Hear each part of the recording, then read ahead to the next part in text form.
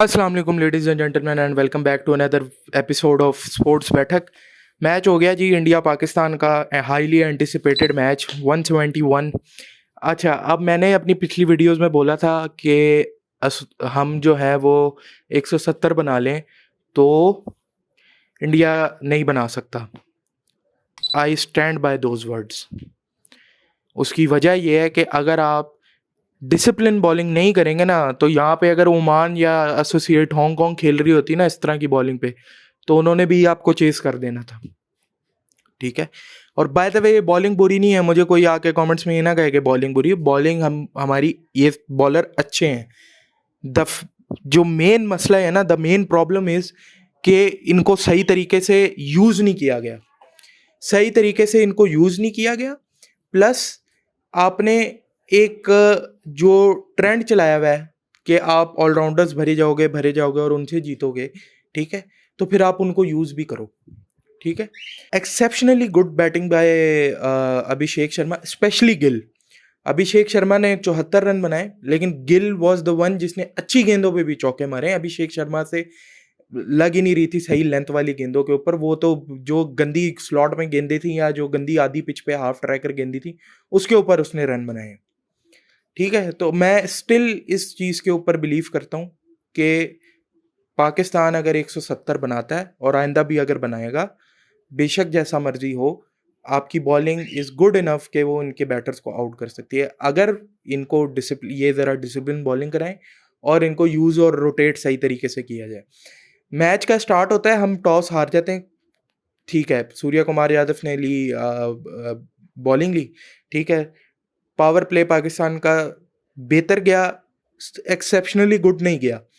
अब लोग कहेंगे कि भाई 53-55 रन बना दिए। नहीं, आपने उसमें पावर प्ले के अंदर भी क्या कहते हैं 2 या 3 ओवर जो है ना वो ऑलमोस्ट डॉट खेले, 2 या 3 ओवर डॉट। ठीक है। और 96 फॉर 1 पहले 10 ओवरों में आपका था। ठीक है। 96 फॉर 1 अगले आपने 6 से 7 ओवरों के अंदर 35-36 रन बनाए सिर्फ। और आपने स्पिनरों को चलो विकेटें नहीं दी, आपने पार्ट टाइमर जो आईपीएल में बॉलिंग नहीं करा था, आपने उसको 2 विकेटें दी थी। सबसे पहले तो फखर जमान का वो कैच, इट वॉज, मैं ये नहीं कहता क्लियर कट नॉट आउट था, लेकिन क्लियर कट आउट भी नहीं था। और बेनिफिट ऑफ द डाउट हमेशा क्रिकेट के ट्रेडिशन के अंदर रहा है, वो बैट्समैन को दिया जाता है। हम उसकी वजह से नहीं हारे, वो एक कैच की वजह से नहीं हारे, लेकिन ये फैक्ट है एक गेम के अंदर। ठीक है ना। फिर नो बॉल, बुमराह की एक नो बॉल थी, वो नहीं दी गई। ठीक है।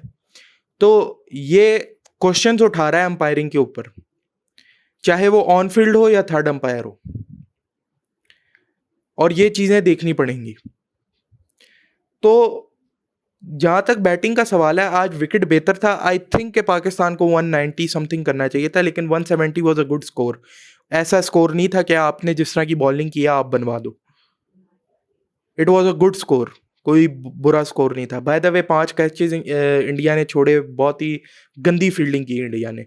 और आपने जिस माइंडसेट से बैटिंग की थी इट वाज गुड, लेकिन बैटिंग ऑर्डर आपका अभी भी एडजस्ट होने वाला है। जब आपकी एक अच्छी सिचुएशन आई हुई है और जहां से आप 200 करने वाले हो, वहां पे आपने सलमान अली आगा क्या कर रहा था वहां पे, उसका आना बनता ही नहीं था। फ़हीम अशरफ को आप प्रमोट कर लेते। 8 पे 20 बनाया ना, उसको और गेंदें मिल जाती, वो और रन बना लेता थोड़े।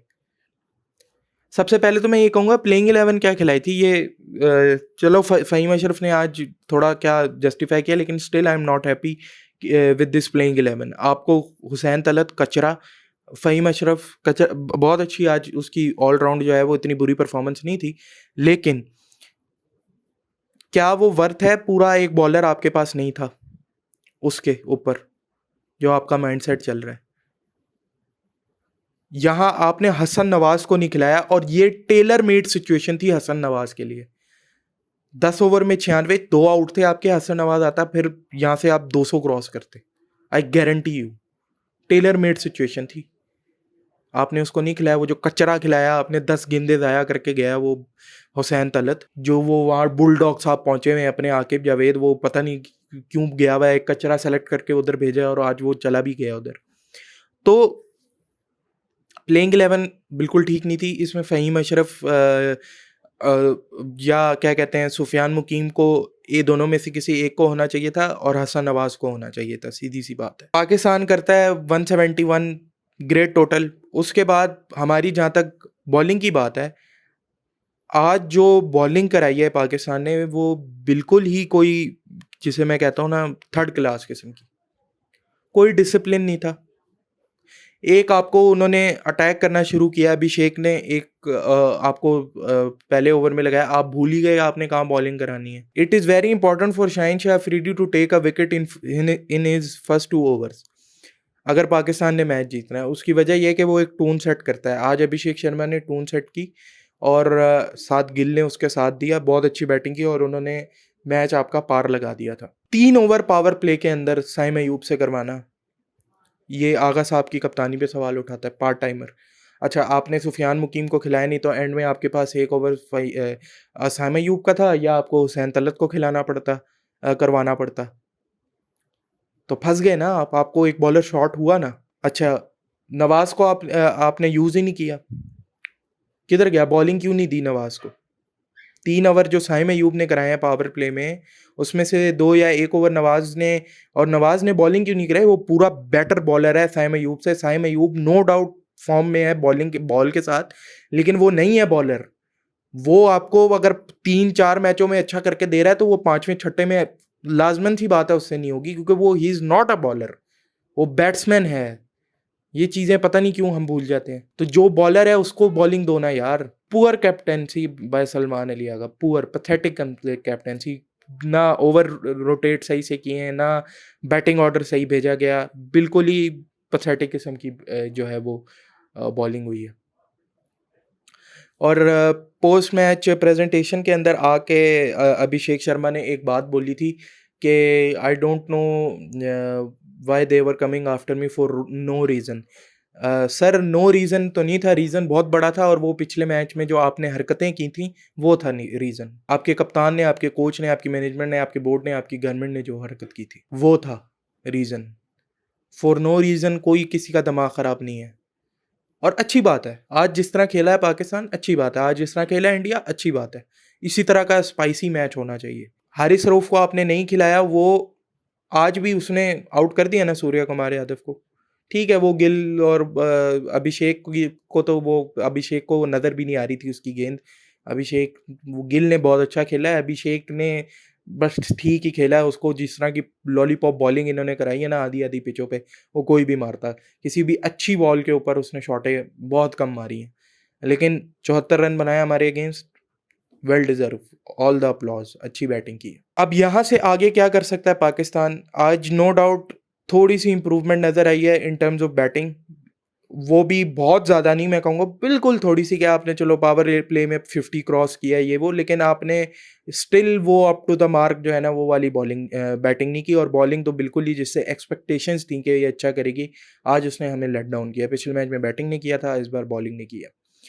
तो ये चीज़ें सॉर्ट आउट करनी पड़ेगी। कोई नहीं, ठीक है, आपने आज कुछ ना कुछ बिल्कुल लेटे हुए नज़र नहीं आए, हालांकि हो गए थे बॉलिंग के अंदर, जिस तरह से उन्होंने स्टार्ट लिया ले गए थे। लेकिन ये है कि फिर भी मैं कहूँगा कि श्रीलंका के साथ जो मैच आ रहा है वो जीतें, और पॉजिटिव माइंडसेट के साथ जाएँ। आज जिस माइंडसेट के साथ बैटिंग की थी उसी माइंडसेट के साथ आगे मैचों में बैटिंग करें, और डॉट बॉल्स जो हैं वो और स्ट्राइक रोटेट जो है वो बेहतर करें और डॉट बॉल्स कम करें। ठीक है, बॉलिंग अभी भी मुझे पूरा भरोसा है, बॉलिंग बहुत अच्छी है। ये आज डिसिप्लिन नहीं हुई bowling, for what ever the reason मुझे समझ नहीं आई। बहुत ज़्यादा ओवर एक्साइटेड हो गए थे, या वो हारिस रऊफ ने बहुत अच्छी बॉलिंग कराई। और इसमें कैप्टेंसी का भी एक रोल आ जाता है कि जब आप बॉलर सही रोटेट नहीं करते और बॉलर्स को मार पड़ती है तो उनका कॉन्फिडेंस भी नीचे जाता है। तो डिस्पाइट जो बाकी चीज़ें जो ऑन द फील्ड हुई, हीट अप वो होना चाहिए, वो एक गेम का एक एसेंस जो है ना वो वापस लेके आता है, और इसी तरह के मैच होने चाहिए। ठीक है, it was a good match.